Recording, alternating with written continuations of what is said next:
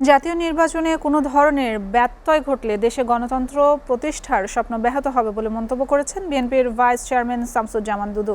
গ্রহণযোগ্য নির্বাচনের জন্য লেভেল প্লেইং ফিল্ড খুবই জরুরি বলেও জানান তিনি। আর দলটির স্থায়ী কমিটির সদস্য নজরুল ইসলাম খান আশা ব্যক্ত করেন, যারাই রাষ্ট্র ক্ষমতায় আসবে তারাই প্রত্যাগত প্রবাসীদের জীবন মান উন্নয়নে কাজ করবে।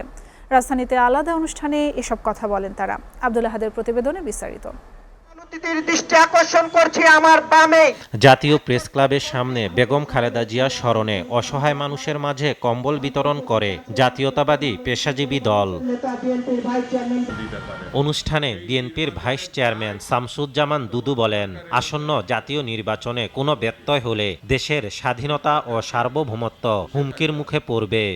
এই নির্বাচনে যদি কোনো রকম ব্যত্যয় ঘটে তাহলে দেশের গণতন্ত্র প্রতিষ্ঠার যে স্বপ্ন সেটা বিঘ্নিত হবে, দেশের স্বাধীনতা সার্বভৌমত্ব বিঘ্নিত হবে।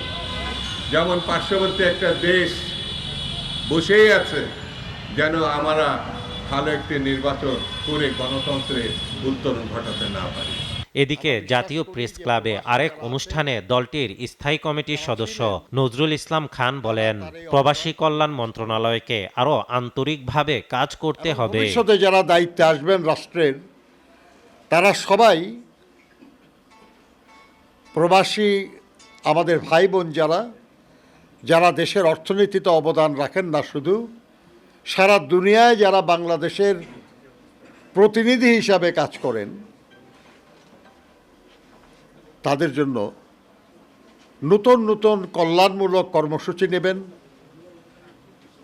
তাদের সমস্যা বদলে যাচ্ছে, এই যে পরিবর্তিত সমস্যা, পরিবর্তিত সুযোগ, এই বিষয়গুলিতে প্রবাসী কল্যাণ মন্ত্রণালয় ভূমিকা পালন করবে। প্রবাসীদের জন্য স্থায়ী কাঠামো দাঁড় করানো দরকার বলেও মন্তব্য করেন নজরুল ইসলাম খান।